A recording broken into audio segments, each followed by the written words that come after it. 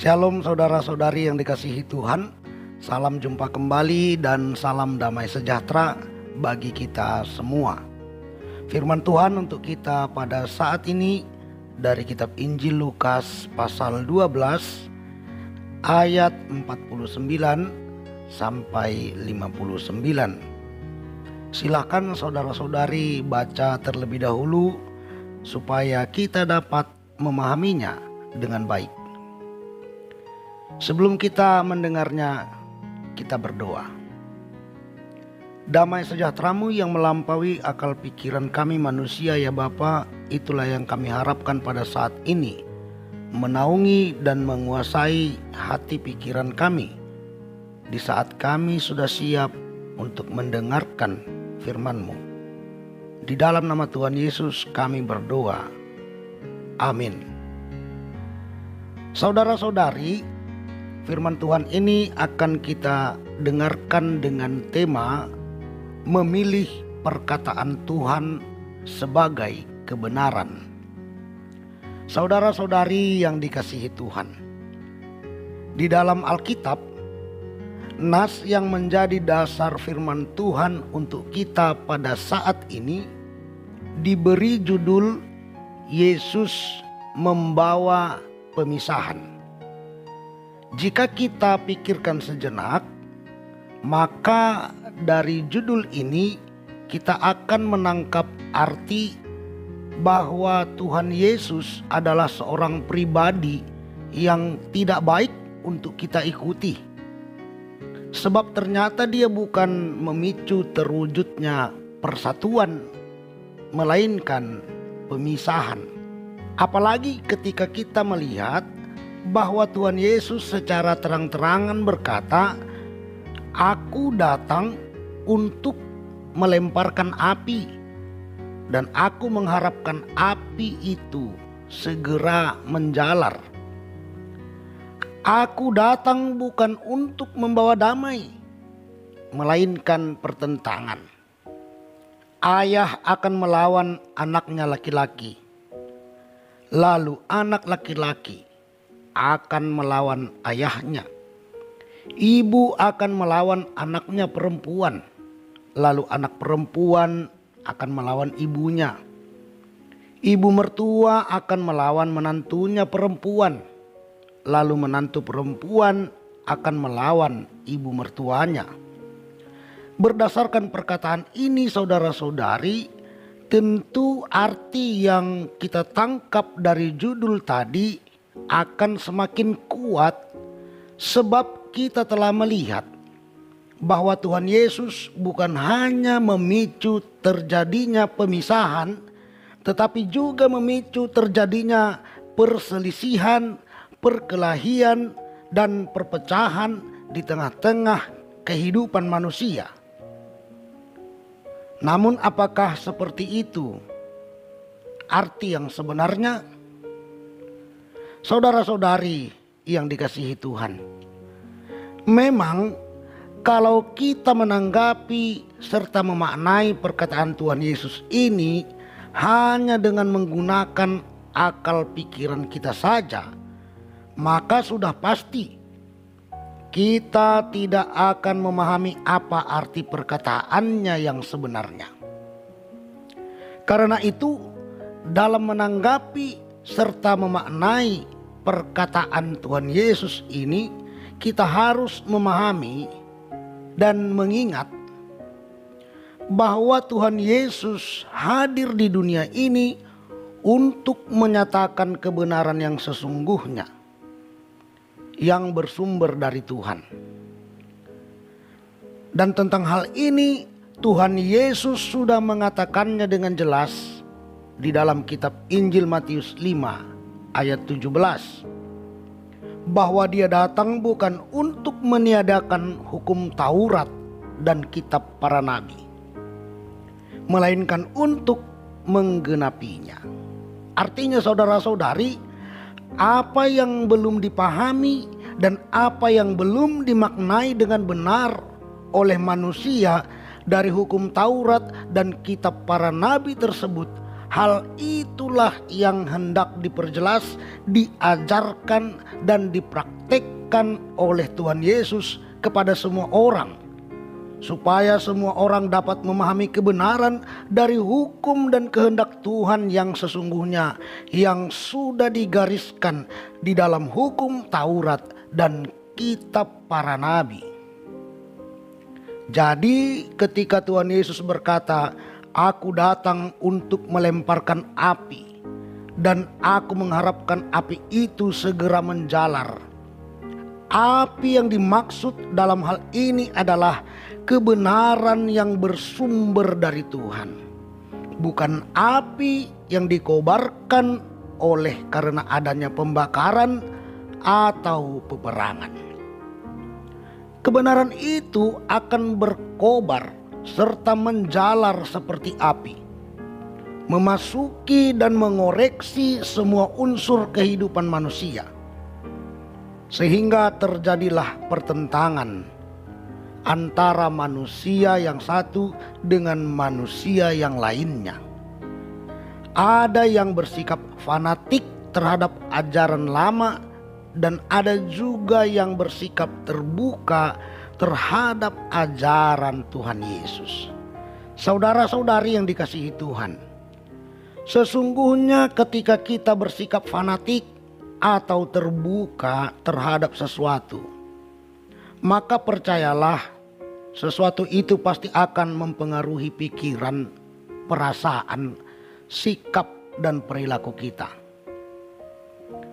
Pengaruhnya akan terlihat dari keseharian kita, khususnya ketika kita bersentuhan dengan orang-orang yang ada di sekitar kita.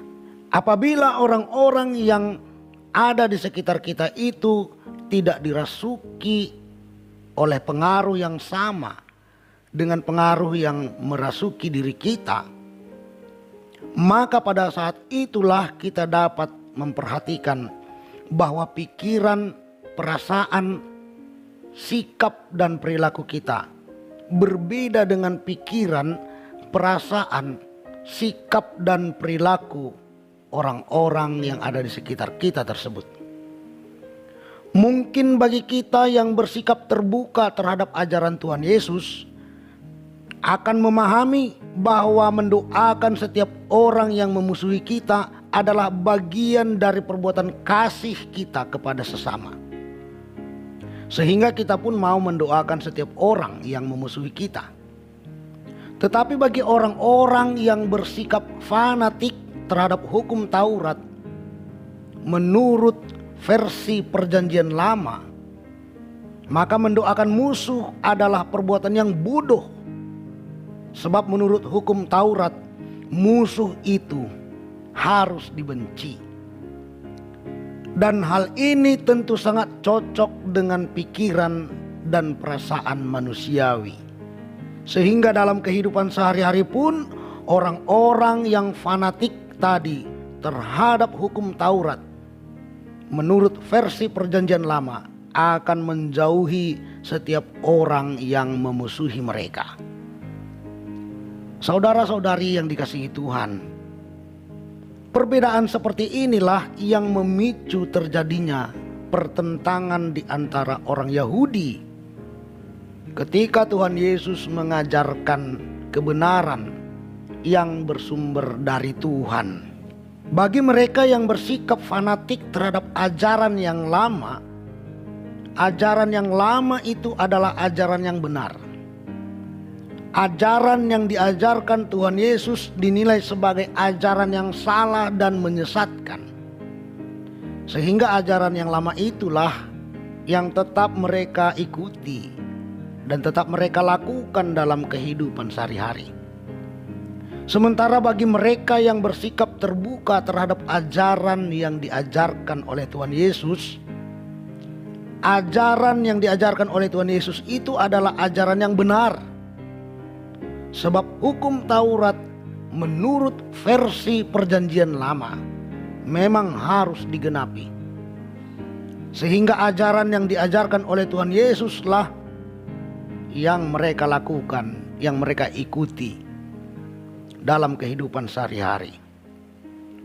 Saudara-saudari yang dikasihi Tuhan, jika suasana kehidupan seperti ini masuk ke dalam ruang lingkup keluarga, maka sudah pasti akan terjadi ayah melawan anaknya laki-laki, lalu anak laki-laki melawan ayahnya, ibu melawan anaknya perempuan, lalu anak perempuan melawan ibunya, ibu mertua melawan menantunya perempuan, lalu menantu perempuan melawan ibu mertuanya.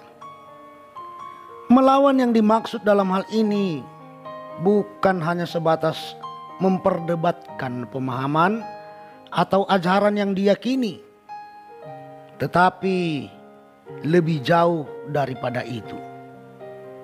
Perlawanan yang terjadi antara ayah dengan anaknya, anak dengan ayahnya, ibu dengan anak perempuannya, anak perempuan dengan ibunya, ibu mertua dengan menantu perempuannya, menantu perempuan dengan ibu mertuanya, adalah perlawanan dalam konteks pola hidup sehari-hari.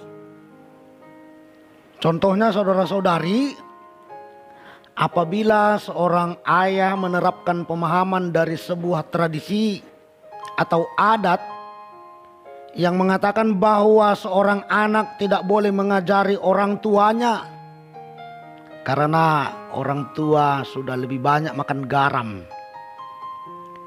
sementara anaknya mendapat pengajaran dari gereja yang mengatakan bahwa tiap-tiap anak di dalam ruang lingkup keluarga boleh mengajari orang tuanya dikala orang tua itu keliru. Yang penting ajaran itu disampaikan dengan sopan santun. Hal seperti ini tentu akan menimbulkan pertentangan antara ayah dengan anaknya. Sebab si ayah pasti berlaku egois, otoriter, serta memandang rendah anaknya karena ia menilai bahwa pemahaman yang diketahuinya sebagai orang tua adalah pemahaman yang benar.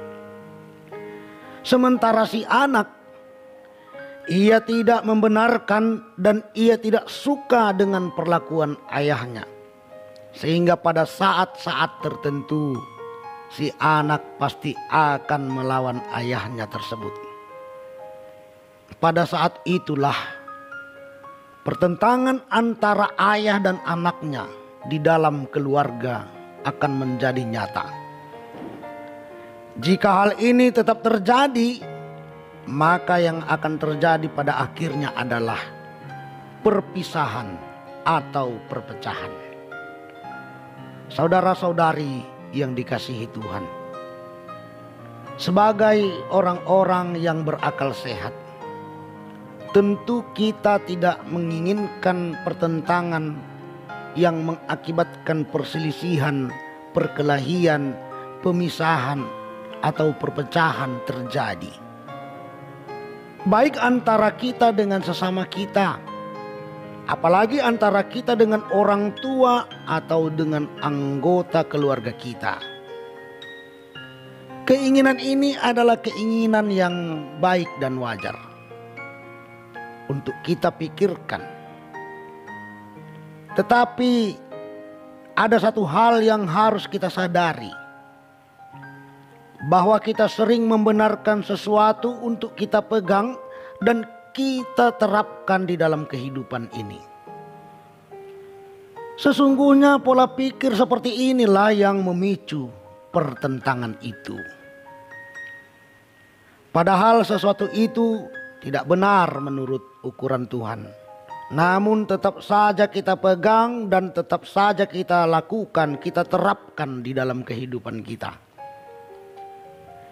Kita pegang sesuatu itu hanya karena kita memandang bahwa sesuatu itu benar menurut pikiran atau perasaan kita, cocok untuk kita, benar menurut tradisi, adat, atau hukum yang berlaku.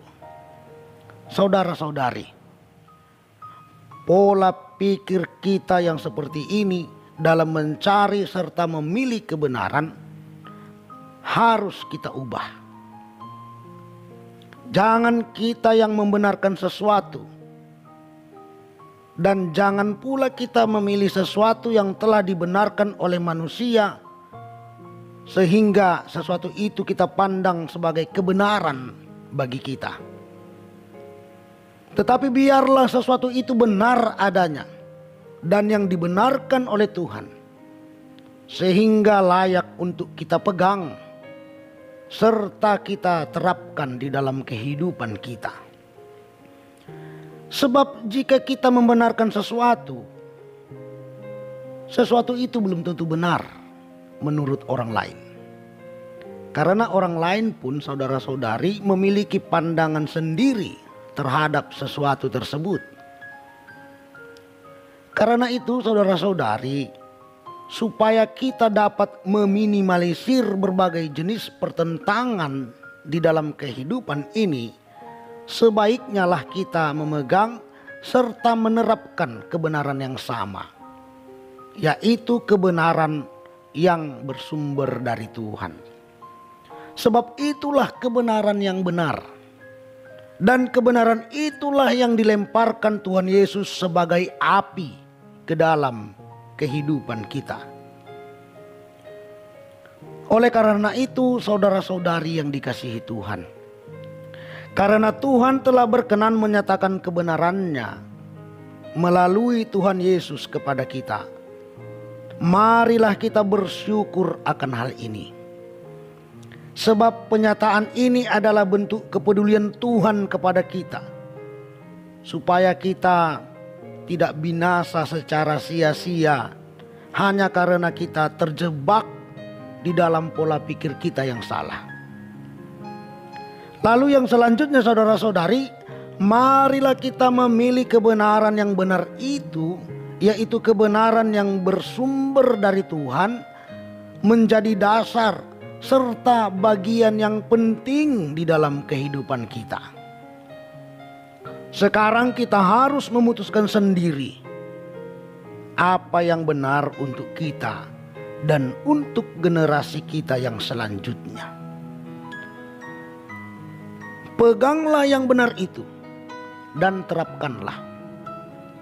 Sebab hanya dengan kebenaran itulah kita dapat memahami kehidupan ini dengan benar, berpikir dengan benar, berperasaan, bersikap, dan berperilaku yang benar pula. Saudara-saudari, jika hal ini kita lakukan, maka lihatlah, kita pasti menjadi orang yang bijak. Kita tidak akan terjebak ke dalam retorika berpikir manusiawi kita. Dan kita pun tidak akan terhasut oleh pemikiran atau perdebatan orang lain tentang apa yang benar atau tentang berbagai jenis ajaran.